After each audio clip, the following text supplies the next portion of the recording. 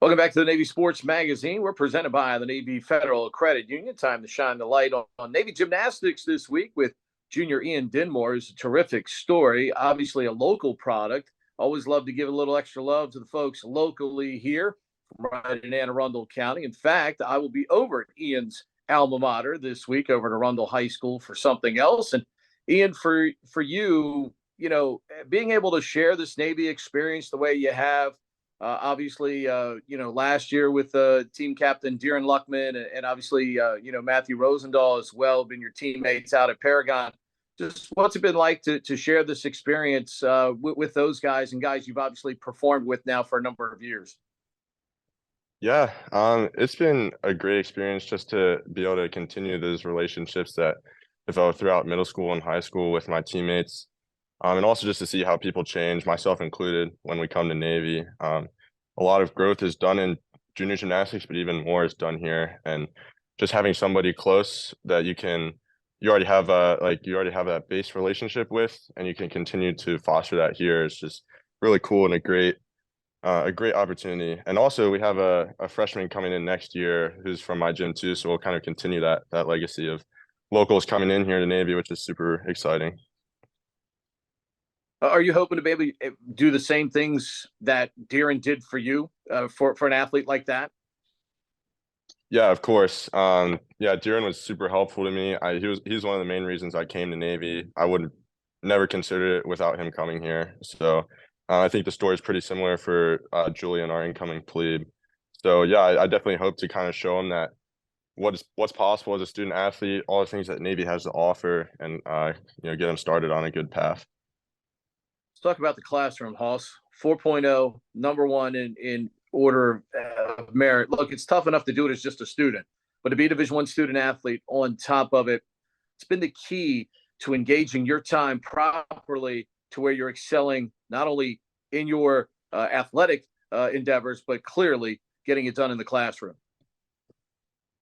Right. Yeah, it's definitely even though those stats are, individual, it's definitely a team effort. Like the coach support system, all the academic support we have here at the academy and the professors themselves are just great.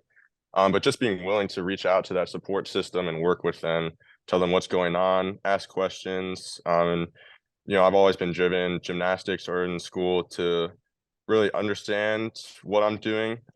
So any situation that's thrown at me, I can try and do my best in. I'd say that's one of the keys here because you can't learn everything, but if you have a good sense of what's going on, you can at least, try to come up with the 80% solution and succeed.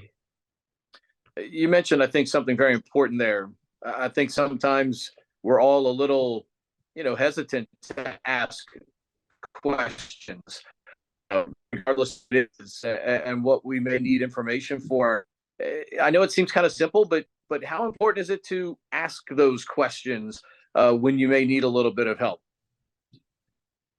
Yeah, I mean, like I was saying, it's super important. I think one of the things I constantly think about because you'll see people struggling with material and whatnot, or having some struggles in the gym, and you could always sit there and try and take the time to figure it out yourself, which is very beneficial and rewarding in its own right. But at a place like this where you have to learn so much so quickly, going to the source of the information and getting it straight from somebody who can, give you a definitive right answer, guide you as to your next steps. It's very helpful. It saves a ton of time and it helps you just maximize what you're capable of. Being a midshipman, because let's face it, there's only 4,400 on campus at one time, puts you already in an exclusive brotherhood. But getting selected as a Trident scholar as well in a more exclusive class, thoughts on earning that honor and what lies ahead, and as you mentioned, the great things that this institution does for you, and now this opens up even more doors for you. Right. Yeah. No, I'm super excited to be a Trident scholar. I'm really happy that all worked out. It's been a long process, and like I said, I wouldn't have been able to get here without the support of the coaches because we've all had to make sacrifices to be able to allow for me to get here. But looking forward, now that I've gotten this opportunity, there's so many opportunities like this at Navy, whether it be competing on a varsity team or like leading a brigade of midshipmen. There's so many unique opportunities here, and Trident's just one of them. So looking forward for myself next year, A majority of my credits will be independent research. I'm looking into a protein that's responsible for tuberculosis in some ways. So I'm hoping to do some good work there, contribute to the scientific community while I'm still in undergrad and get my feet wet, kind of in that professional world. All here still at Navy, being funded and all of that. So it's a great opportunity, just one of the many here. Ian is one of 11 that have been selected for Trident Scholar coming up next year. And he obviously is a chemistry major. Let's talk a little gymnastics for a moment. This has really been an explosive year for you. I mean, things have really come together. What are the reasons why you've been able to contribute so much, and obviously going to try and help your team at the NCAA tournament coming up here starting on Friday at Penn State? Yeah, there's not one specific reason why. It's been an accumulation of things, as we are talking about earlier, just the leadership provided by, seniors like Deeren and other members of the class of 22 and even 21 before them when I was a plebe. Um, and then, doing some self-reflection over the summer when I spent my first 2 years kind of sitting on the bench and having to watch. I had to take a good look at why I wasn't working out the way I wanted it to, and then over the summer developed a game plan, and then just got to work. Just like in the classroom, you just had to sometimes just put your head down and do the work that's necessary. Focus in on what you can identify will, get you to where you need to be, and then just do it. Just stay committed to it, no matter how bad you feel someday. You just have to do it. And there's no better way to do that than with the gymnastics team, with all those guys around you that are all driving for the same thing. It's super motivating every day. So I'm excited to finally be, kind of more in a competitive position this season, and I hope to, have the whole team have a great competition this weekend.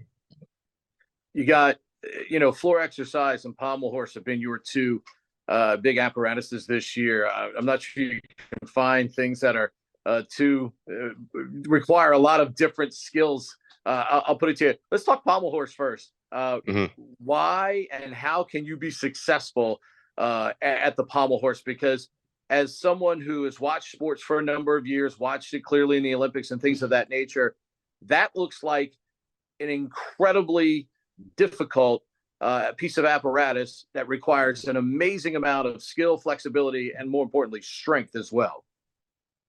Yeah, pommel horse is one of the trickiest events in men's gymnastics. And when I was growing up, it was kind of like the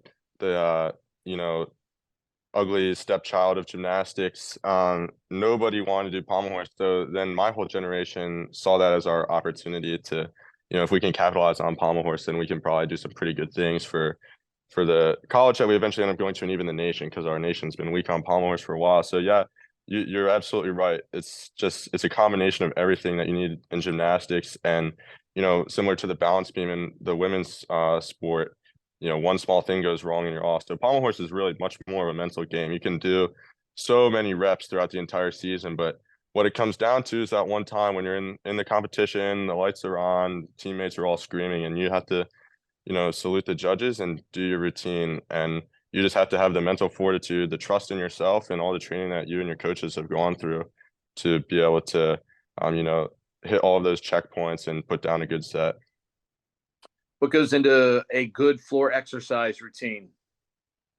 Yeah, there's a couple different styles. I'm definitely much more of a technical gymnast. I've never had super flashy skills or just a lot of raw power. So my floor exercise is really focused on just making sure that all of the little details are right. My goals going into this season were to just have a somewhat basic routine, but one that I could do really well, so that in the end my score still ended up being kind of right with the pack. And that didn't eventually be what ended up happening. My routine is a little more advanced than I expected it to be, but I think starting with that basic and just establishing the really good technique now allows me on the floor routine that I do now to just try and execute it to the best of my ability. And there's always more room to grow, so I'm excited to see how it continues.